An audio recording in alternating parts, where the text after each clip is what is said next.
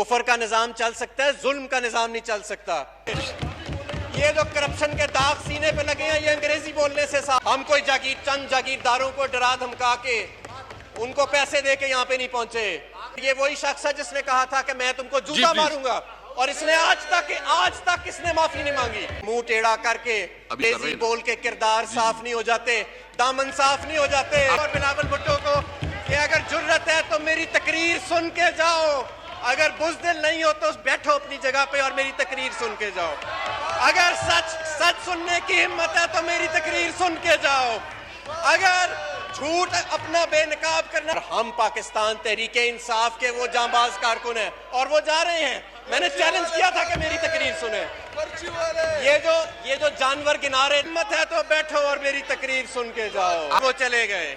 अस्सलाम वालेकुम नाज़रीन इकराम, आपको मुकम्मल वीडियो दिखाते हैं। हमाद अज़हर ने पूरी कौम के सामने शहबाज शरीफ और बिलावल भुट्टो के साथ असम्बली में आकर वो कुछ कर दिया कि कोई सोच नहीं सकता था। हमाद अज़हर ने शहबाज शरीफ को मुखातिब करके कहा कि ये जो करप्शन के दाग सीने पर लगे हैं ये कभी धुल नहीं सकते। जो निज़ाम कुफर का हो वो तो चल सकता है, लेकिन जुल्म का निज़ाम कभी नहीं चल सकता। आपको हर चीज़ का हिसाब देना पड़ेगा। शहबाज शरीफ और बिलावल भागने पर मजबूर। आप वीडियो देखिए फिर इस पर बात करते हैं। ये नाबालिग लेक्चर जिन्होंने जिंदगी में कभी कोई काम नहीं किया, कभी जिम्मेदारी नहीं की, कभी कारोबार नहीं किया, उन्होंने हमें बताया कि मईशत कैसे चलानी है, उन्होंने हमें बताया कि ये मुल्क कैसे चलाना है।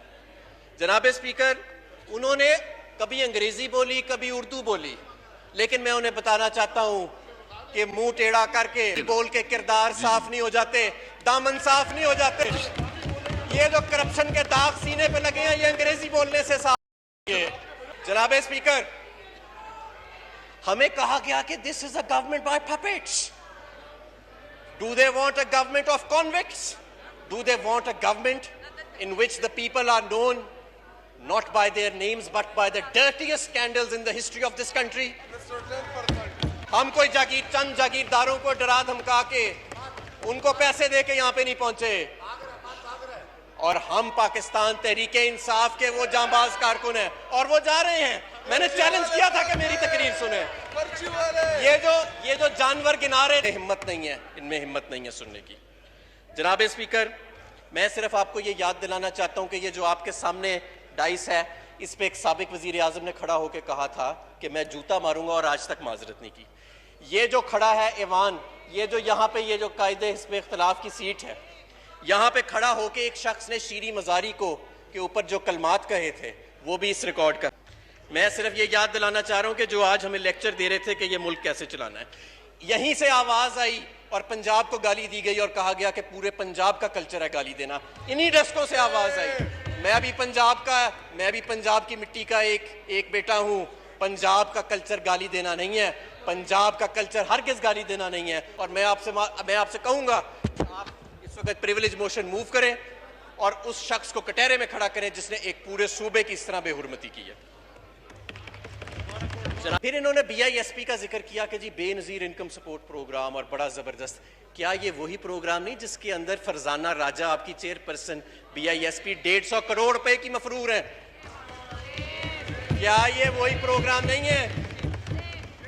जनाब स्पीकर, क्या ये वही प्रोग्राम नहीं है जिसमें जब हम आए तो हमने देखा कि लाखों लोग ऐसे थे जो साहिब हैसियत थे और उनको सिर्फ पाकिस्तान पीपल्स पार्टी से वाबस्तगी की बुनियाद पर ये वजीफे लगाए जा रहे थे?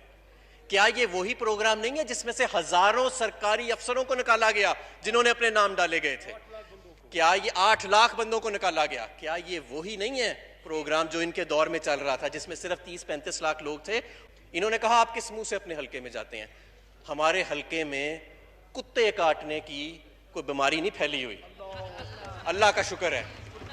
हमारे हलकों में अल्लाह का फजल है, हम HIV और एड्स से महफूज हैं। हमारे हलकों में ऐसे हालात नहीं है कि जैसे मोंजोदाड़ो में 3000 साल पहले आसारे कदीमा होते हैं वैसे जाओ तो हैं, और वैसे कहने को बड़े बड़े मज़ार भी बने हुए हैं और वैसे कहने को बड़े बड़े महलात भी बने हुए हैं। ऐसे अल्लाह का शुक्र है हमारे हलकों में हालात नहीं है, हमें बड़ा प्यार मिलता है। कराची के MNAs के साथ जिस हकारत से जो अल्फाज इस्तेमाल किए गए, ऐसे लग रहा था कि जैसे जो सज़ा एक पॉलिसी के तहत सिंध के शहरों को दी जा रही है वो आज इनके अल्फाज में नजर आई, वो हकारत, वो नफरत नजर आई। मैं आपको बताना चाहता हूँ کہ جو انقلاب اور سیاسی تبدیلی کراچی میں آئی ہے انشاءاللہ تعالیٰ اگلے الیکشن میں وہ سندھ کے دیہی علاقوں میں بھی آئے گی. یہ چند جاگیردار جن کے سر پہ آپ ابھی بھی سندھ کی حکومت کر رہے ہیں, انہیں ڈرا دھمکا کے اور لالچ دے کے کچھ کو, یہ سلسلہ زیادہ دیر نہیں چلے گا. کفر کا نظام چل سکتا ہے, ظلم کا نظام نہیں چل سکتا. اور آج کل ایک نئی تشریح بھی نکلی ہوئی ہے. کہتے ہیں کہ جی کسی جگہ پہ میں نے دیکھا ان دونوں پارٹیوں کے لوگ بیٹھ کے کہتے ہیں کہ ٹھیک ہے تھوڑی کرپشن ہوتی ہے, کام شام بھی نکلتا رہتا ہے. میں آپ سے کہتا ہوں کہ اگر کرپشن کے سر پہ ڈیولپمنٹ ہوتی, اگر کرپشن کے سر پہ ہوتی تو یہ سندھ تو اس وقت کیلیفورنیا سے بھی آگے نکل گیا ہوتا. اگر کوئی دیکھنا چاہتا ہے کہ کرپشن سے کیا تباہی پھرتی ہے پوری دنیا میں, تو مستقبل کو قربان کر دیا گیا جب حکمران جو آتے ہیں وہ کرپٹ ہوتے ہیں. اور اس کی آج زندہ مثال کرپٹ جو سندھ ہے. سندھ کی حالت دیکھ کے یہ ڈیبیٹ دفن ہو جانی چاہیے کہ کرپشن سے کوئی فرق نہیں پڑتا لوگوں کی زندگیوں سے. لوگوں کی زندگیاں اجڑ گئی ہیں آج اس کے اندر. چیف جسٹس آف پاکستان نے کہا ہے کہ سندھ کی حکومت جو ہے وہ کوئی باہر سے بیٹھا ہے شخص, کوئی یعقوب میمن کے کون ہے وہ کر رہا ہے, یونس میمن کر رہا ہے, اور سندھ میں کوئی نظام نہیں ہے. یہ تو ہم سب کو پتہ ہے, ہم سب کو پتہ ہے, مجھے بھی پتہ ہے, آپ کو بھی پتہ ہے اسپیکر صاحب, اور یہ جو لوگ بیٹھے ہیں سندھ سے آئے ہیں ان کو بھی پتہ ہے جو چلے گئے ہیں.